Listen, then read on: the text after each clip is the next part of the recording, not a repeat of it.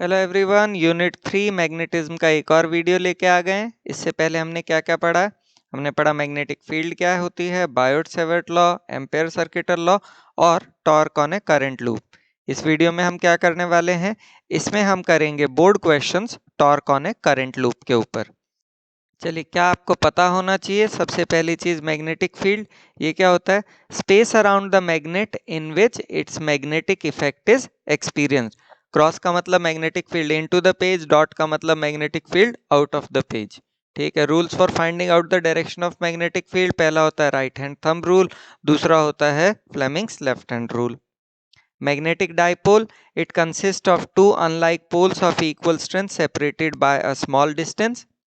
Magnetic dipole moment, it is the product of total current through the loop or coil and area of the loop. Formula होता है M equal to NIA, where N is the total number of turns.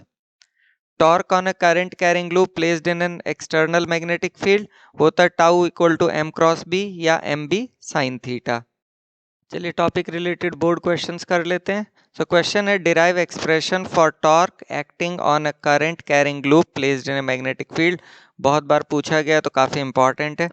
तो यहाँ पे हमने consider किया कि हमारे पास एक रेक्टेंगुलर लूप हो गया पी क्यू आर टी, जिसे हमने एक मैग्नेटिक फील्ड में रखा है इस तरह से कि प्लेन ऑफ लूप, यानी कि ये हो गया plane of loop, it makes an angle of theta with magnetic field. अच्छा, यहाँ पे हमने कहा है प्लेन ऑफ लूप। देखो, प्लेन ऑफ लूप से आएगा एरिया वेक्टर, और याद करो एम क्या होता है? एम होता है एन आई ए। तो जो ए की डायरेक्शन होगी वही मैग्नेटिक मोमेंट की होगी, इसीलिए यहाँ एम और बी के बीच का एंगल हमने रखा है थीटा। अब हम बात करते हैं force on the arm P T. ये निकालोगे तो ये निकलेगी आई ए बी। ये कैसे आई? आई करंट, ए हो गया लेंथ और बी हो गया magnetic field. This will be out of the page by using Fleming's left hand rule. Force on the arm Q R अगर निकालोगे वो भी आएगी आई ए बी के बराबर, बट इसकी डायरेक्शन होगी इनटू द पेज। अच्छा, एफ पी टी और एफ क्यू आर ये दोनों का मैग्नीट्यूड सेम है and they act on the same line of action but in opposite direction. तो क्या होगा? ये एक दूसरे को कैंसिल आउट करेंगी। ये लो भाई, कैंसिल आउट कर दिया। अब आ जाते हैं force on the arm P Q, इस पे निकालें। ये निकलेगी I B B, where I is current, B is breadth and capital B represents magnetic field. इसकी डायरेक्शन निकलेगी into the page Fleming's left hand rule से। Force on the arm R T, इस पे निकालें तो ये भी हमारी आई बी बी निकलती है, बट इसकी डायरेक्शन होगी आउट ऑफ द पेज। सो हम ये कह सकते हैं कि एफ पी क्यू और एफ आर टी की वैल्यू जो मैग्नीट्यूड में वो आई बी बी के बराबर है, यानी कि मैग्नीट्यूड सेम है, लेकिन लाइन ऑफ एक्शन अगर देखो तो दोनों का अलग अलग है। सो दे कॉन्स्टिट्यूट अ कपल। ठीक है, ये हमने ये वाली बात की। तो ये टोटल तो ए के बराबर है, तो ये अगर सेंटर्स देखो ए बाई टू हो गया। ठीक है, ये हो गई एफ पी क्यू, ये हो गई एफ आर टी। ठीक। अच्छा, अगर ये एंगल थीटा है, ये टोटल 90 होता है, तो ये होगा 90 माइनस थीटा। ये आपका निकलेगा 90 माइनस थीटा। यहाँ से अगर आप cos 90 माइनस थीटा निकालोगे वो निकलेगा this divided by A by two. Cos 90 minus theta sine theta होता है, उस सबको सॉल्व करोगे तो ये आएगा ए बाई टू साइन थीटा। ठीक है।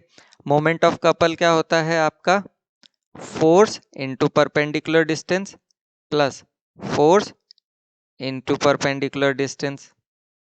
ठीक है, इसमें हमने एफ पी क्यू और एफ आर टी की वैल्यू रखी, तो ये मेरे पास आया आई A B capital B sine theta. ठीक है, यहाँ पे हमने क्या किया? ए बी की जगह ए यानी कि एरिया लिख दिया।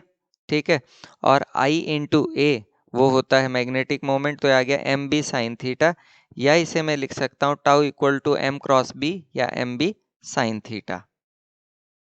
Next one, explain the significance of a radial magnetic field when a current carrying coil is kept in it. Important question है.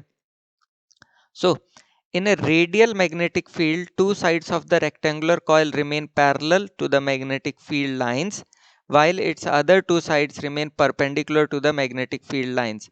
This holds for all the positions of the coil. तो ये radial का फायदा होता है।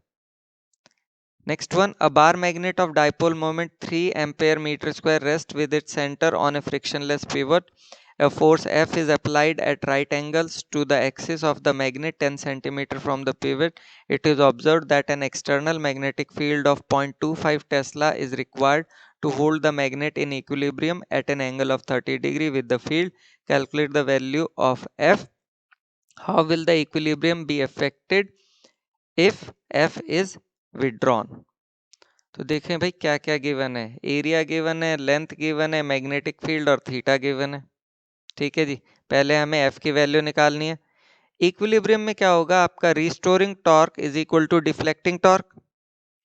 Restoring torque कितना होगा, R cross F. Deflecting torque कितना है, एम बी साइन थीटा। इसमें हमने सारी वैल्यूज रखी तो एफ निकल के आता है 3.75 न्यूटन। फिर हमें क्या निकालना है, इक्विलिब्रियम कैसे अफेक्ट होगा अगर एफ को हटा दें तो। ठीक है, तो the magnet oscillates for some time but finally aligns along the original direction of the external magnetic field when F is withdrawn. Next one, a square loop of sides 5 cm carrying a current of 0.2 ampere in the clockwise direction is placed at a distance of 10 cm from an infinitely long wire carrying a current of 1 ampere as shown. Calculate the resultant magnetic force and the torque if any acting on the loop. तो भाई सबसे पहली चीज क्या given है, L, I1, I2 और R given है। अब हमने क्या किया, इस लूप को नाम दे दिया PQRS। पहली चीज क्या निकालनी है, resultant magnetic force. So force per unit length for SP इस वाले पार्ट के लिए निकालें तो फॉर्मूला हमारा होता है mu naught by 4π2 I1 I2 upon R1। R1 आपका 10 सेंटीमीटर यानी कि आपका निकलेगा 0.1 मीटर के बराबर। इसमें सारी वैल्यूज रखोगे तो एफ पी एस निकलता है 4 इंटू 10⁻⁻7 न्यूटन पर मीटर। अब ये देखो दोनों में करंट की डायरेक्शन सेम है और अगर करंट की डायरेक्शन सेम होती है तो फोर्स क्या होती है, अट्रैक्टिव। तो ये अट्रैक्टिव हो गई। दूसरा आ जाता है force per unit length for Q R, mu naught by 4π2 I1 I2 upon R2। यहाँ R2 15 सेंटीमीटर यानी कि 0.15 मीटर के बराबर होगी। इसमें सारी वैल्यूज रख के सॉल्व करोगे तो आता है 2.6 इंटू 10⁻⁻7 न्यूटन पर मीटर। यहाँ करंट की डायरेक्शन दोनों में ऑपोजिट है, so force will be repulsive. मुझे निकालनी है net force experience by the loop per unit length, that will be F P S minus F Q R. Values रखोगे तो हमारे पास आंसर आता है 1.4 into 10⁻⁻7 newton per metre. Total force experience by the loop is net force experience by the loop per unit length divided by the length. तो इसमें values रखने पे फोर्स आती है 7 into 10⁻⁻7 newton and this will be attractive क्योंकि F P S was attractive and with a bigger magnitude. दूसरी चीज निकालनी थी the torque if any acting on the loop. Now as the lines of action of force coincide the torque is 0, so कोई torque है ही नहीं।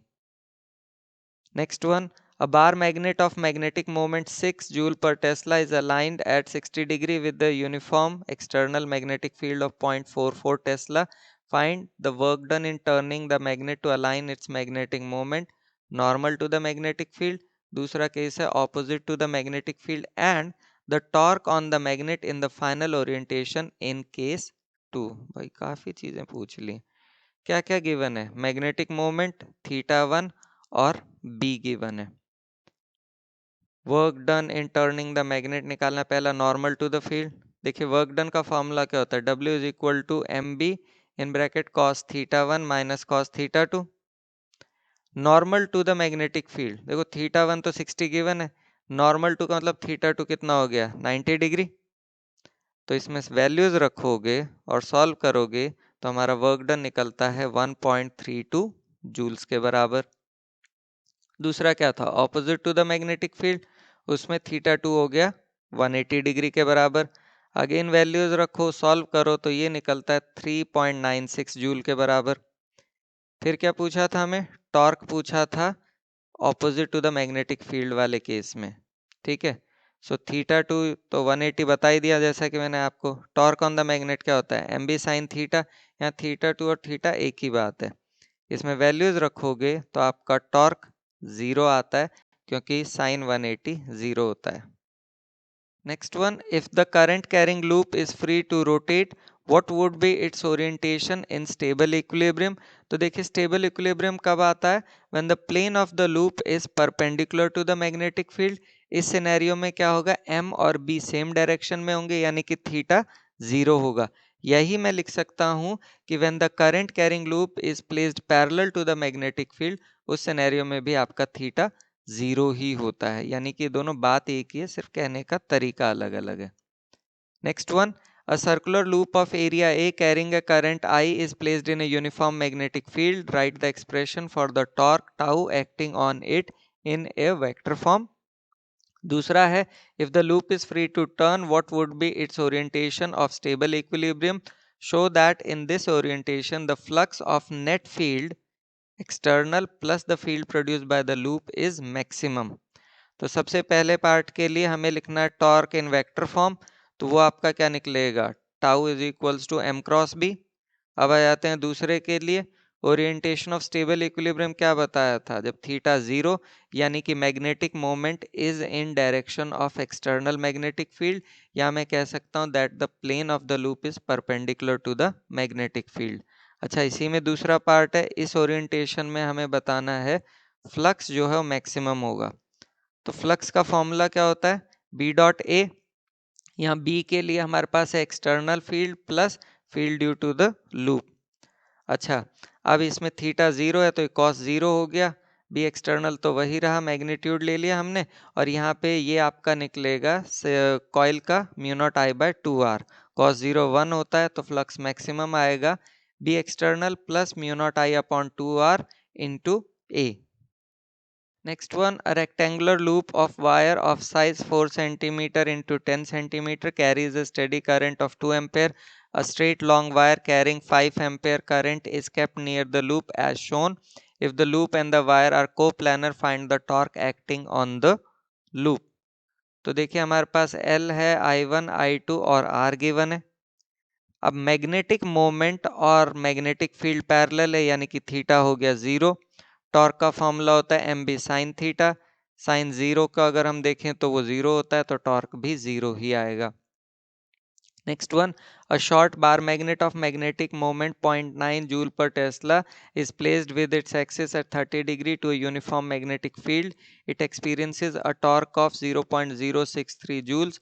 पहला part है calculate the magnitude of magnetic field, दूसरा the direction on which it acts. तो क्या क्या गिवन है हमारे पास, मैग्नेटिक मोमेंट, थीटा और टाउ गिवन है। पहली चीज क्या निकालनी है, मैग्नीट्यूड ऑफ मैग्नेटिक फील्ड, तो वो होगा b equal to tau upon m sine theta. ये कहाँ से आया, बिकॉज टाउ इक्वल टू होता है एम बी साइन थीटा, तो उससे b निकलेगा tau upon m sine theta. इसमें सारी वैल्यूज रख के सॉल्व करोगे तो ये आता है 0.14 टेस्ला।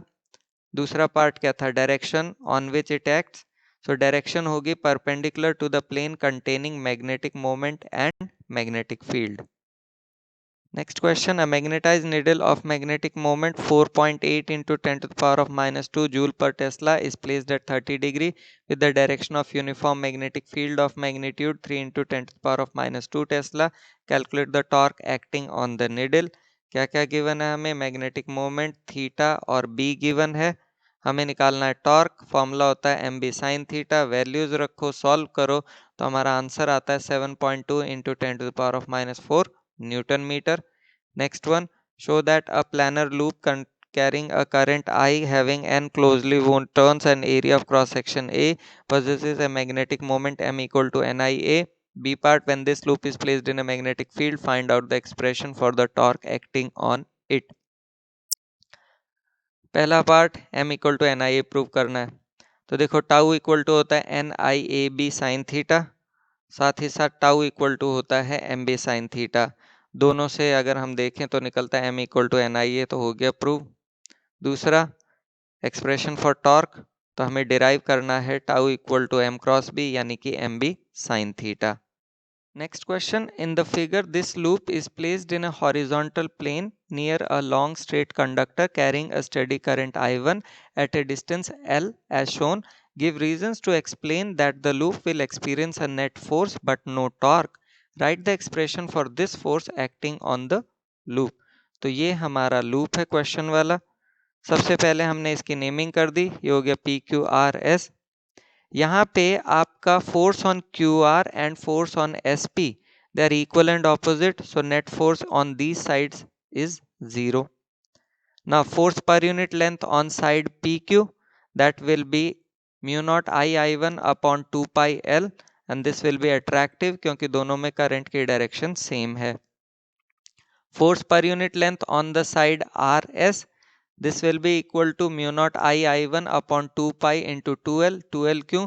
क्योंकि इस वायर और RS के बीच का डिस्टेंस 2L के बराबर है. And this will be repulsive क्योंकि दोनों में करंट की डायरेक्शन ऑपोजिट है. Net force per unit length निकालें, that will be F P Q minus of F R S. इसमें वैल्यूज रख के सॉल्व करोगे तो ये हमारे पास आता है mu naught I1 upon 4 pi L. ठीक है. Now the net force acting on the loop is not zero. क्यों? क्योंकि आपका अट्रैक्टिव फोर्स रिपल्सिव फोर्स से ज्यादा है. तो सबसे पहली चीज तो ये प्रूव कर दिया that the loop will experience A net force, और उसका एक्सप्रेशन भी निकाल दिया. अब आते हैं कि इसमें टॉर्क नहीं होना चाहिए, वो प्रूव करना है. तो टॉर्क का फॉर्मूला क्या होता है? एम बी साइन थीटा या आई ए बी साइन थीटा. अब इस फिगर में एरिया वेक्टर और मैग्नेटिक फील्ड जो है वो एक दूसरे के पैरेलल है, तो थीटा आपका जीरो होगा. और अगर आपका थीटा जीरो है तो टॉर्क भी जीरो ही आएगा, यानी कि the torque acting on the loop is zero. Next one, a rectangular current carrying loop EFGH is kept in a uniform magnetic field as shown in figure. What is the direction of the magnetic moment of the current loop? दूसरा part है when is the torque acting on the loop maximum पहले part में, और दूसरे में पूछा zero कब होगी. तो देखिए डायरेक्शन की अगर हम बात करें मैग्नेटिक मोमेंट की, it is perpendicular to the plane of paper and directed downward. दूसरे पार्ट में टॉर्क पूछा था मैक्सिमम और जीरो कब होगी. तो मैक्सिमम कब होती है? When m is perpendicular to b, क्योंकि उसमें थीटा 90 तो torque equal to M B आता है. और मिनिमम कब होती है? When m is parallel to b, उसमें थीटा जीरो और टाउ भी जीरो हो जाता है. Next one, deduce the expression for the torque experienced by a rectangular loop carrying a steady current I and placed in a uniform magnetic field B. Indicate the direction of the torque acting on the loop. तो हमें derive करना है tau equal to N I A cross B या N I A B sine theta, ये हमें derive करना है. और डायरेक्शन जो होगी that will be perpendicular to the direction of area of loop as well as the direction of magnetic field, that is I A cross B से आपका direction निकल आएगी. Now is the time for acknowledgement. Google, Bing, NCERT सबका धन्यवाद अगर कहीं से कोई डेटा या इमेज लिया गया है तो. And do watch the next video which is on moving coil galvanometer. Thank you so much.